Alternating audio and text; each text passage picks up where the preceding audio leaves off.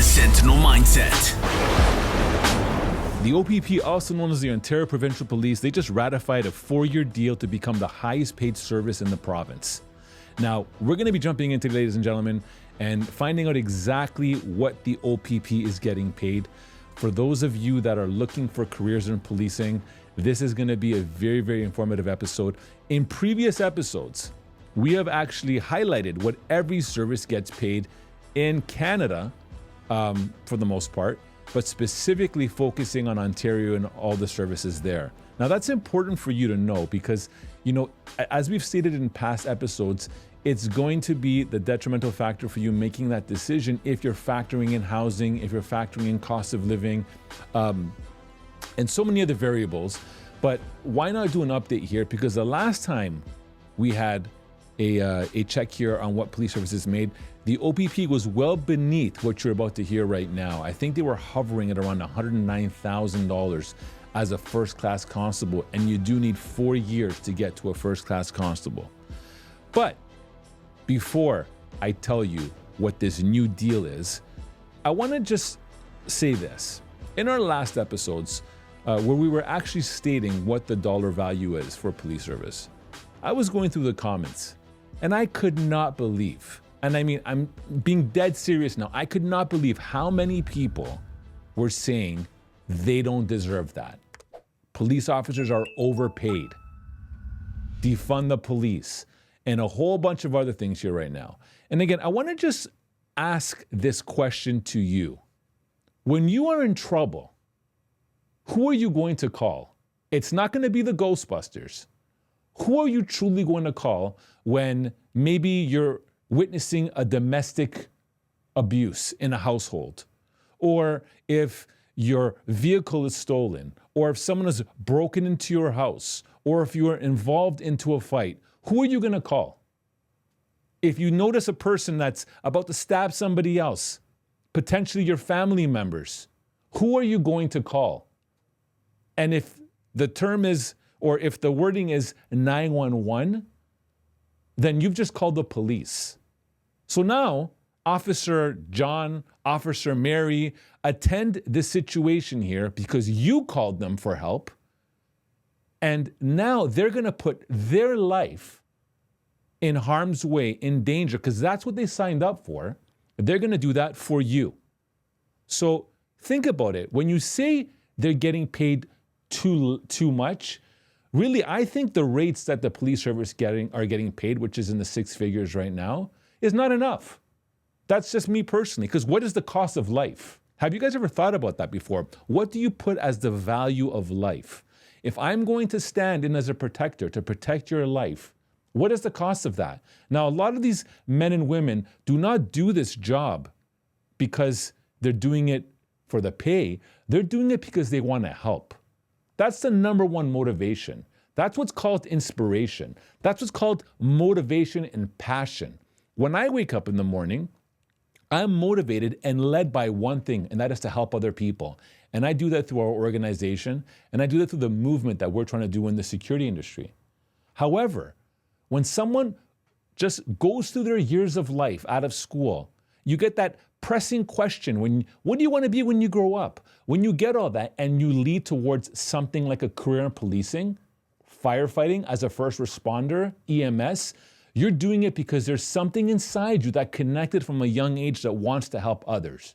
Now, sure, there are bad police out there, like there are bad construction workers and bad dentists and bad doctors. There's a little bit of bad in everything.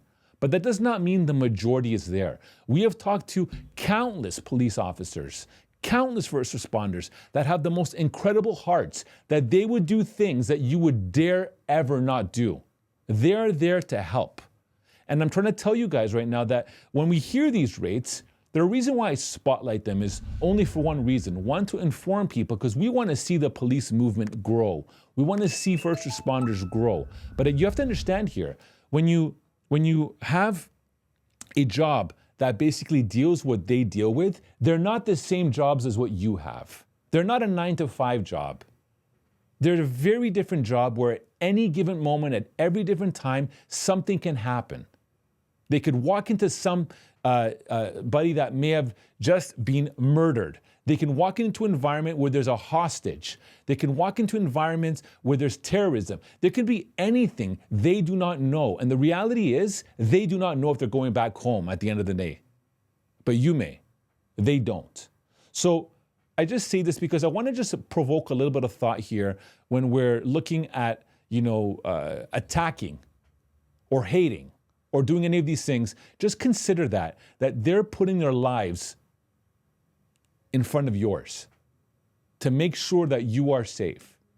And do not let your negative experiences, if you've had any with one or two, cause a picture of the whole. If you've ever been in a relationship breakup, like I have, where my very, very first girlfriend ever, when I was 17 years old, cheated on me. If I had the thought that every single woman is a cheater, I would never be with my beautiful wife right now.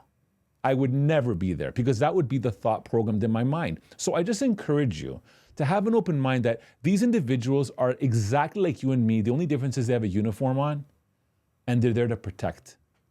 So with that being said, let's go into right now what this brand new 4-year deal has become in the province of Ontario for the OPP. And usually what happens is when other services are catching wind of this, it usually causes a trend where a lot of them start scaling very close to this. So I anticipate other services to start coming close to this as well. All right, let's read from the headline here. The Ontario Provincial Police, the OPP, are now the highest paid in the province, and their union says that they have ratified a 4-year deal. Okay, so every 3-4 years, you're basically getting a new offer. Okay.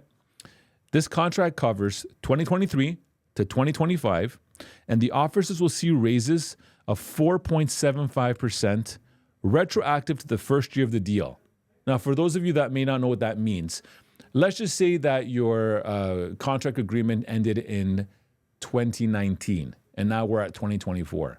So you basically have to go back 5 years, in this example that I'm giving you, to retro that 4%. So what does that mean exactly? It means by the end of the deal, right? So the end of this 3 or 4 year deal, a first-class constable will earn a salary of $123,000, $194,000. Okay, and that's it. That's incredible. $123,000. That's your average right now here, 4.75% a year. Now, typically speaking, with many organizations and corporations that have unions tied to them, they're usually trying to push for a 3-4%. This seems to be a little bit higher, okay? But then you're also factoring in, again, cost of inflation, cost of living, the whole 9 yards. Like everyone else, things go up. So the OPP arguably right now are the most highest paid service according to this. Now, if you go into other places like we researched in the past, like to Vancouver, you're looking at about $120,000, right? To me, or $126,000. So to me, this is very, very close. But again, I encourage you when you're hearing this value, and it sounds like a lot, and it is a lot, but it really isn't for the type of job that you're doing, right? Imagine someone says, we have a job here, and the job is to smell feet every single day. Would you do that for $20 an hour to smell someone's foot? No, you may not do that for any dollar value. At the same time, I say that as a wild example because, again, the type of work that police do is very, very different. So the other thing I want to kind of just throw out there with the OPP, just as a recap here, is that the OPP cover the entire province of Ontario. Okay, the major highways, they have drug units, they have a lot of different areas within their division, and the cost of living as an OPP officer, depending where you are, for example, if you're covering, for example, the GTA, it will be very in line with what a Toronto police officer makes. But if you're going to a place called Chapleau, which is North Ontario, it's about 11 hours from here, the cost of living down there might be extremely cheap, where you can buy a house for $200,000. So the salary stretches. And again, that's why we do this for. We want you guys to make good informed decisions. If you've decided you want to get into policing, that you are a protector and you want to help, now let me make a decision where. This is an example of where you can go. We actually interviewed one individual that we haven't released this yet, who basically ended up going up north, and he searched for homes and he found something around the $200,000 mark. And it's a very, very small community. It's going to be a very different style of living compared to the city. But, you know, you do this for a couple of years, you build yourself a nice, strong foundation, you're good to go. Well, ladies and gentlemen, I hope you enjoyed this. And we will be on the lookout for what other potential increases for other services happen or anything else regarding the world of law enforcement. And we hope this information has become valuable to yourself. The next time you see a police officer, why don't you go up and say thank you? I think they would really, really appreciate that because at the end of the day, these are thankless jobs. Nobody does it for the thanks and the praise. They do it because they care. Have a great day, everyone. Talk soon. Thank you for joining me in today's podcast. This podcast was created for protectors in the fields of law enforcement, executive protection, security, and anyone looking to level up their mindset. If you are learning from this podcast and you're enjoying it, please subscribe to our YouTube channel at the Sentinel Mindset. That's a zero-cost way to support us. In addition, please subscribe to the podcast both on Spotify and Apple. And on both Spotify and Apple, you can leave us up to a 5-star review. If you have questions for me or comments about the podcast or guests you would like me to consider on the Sentinel Mindset, please post all comments on YouTube. I do read all the comments. Please also check out our sponsors, thearenatoronto.com. The Arena was created to help all those in the fields of law enforcement, security, and all that achieve their fitness goals. I want to thank our producer, Matthew Doyle, and creative supports, Jaslyn Singh, who help me with this podcast every week. We value your feedback and are here to support you. Tune into the Sentinel Mindset every week where we look in the mirror to make real changes and explore what it takes to achieve greatness in your craft. This podcast is brought to you by Executive Protection Lifestyle Canada. Make sure to drop by next week and don't forget to subscribe.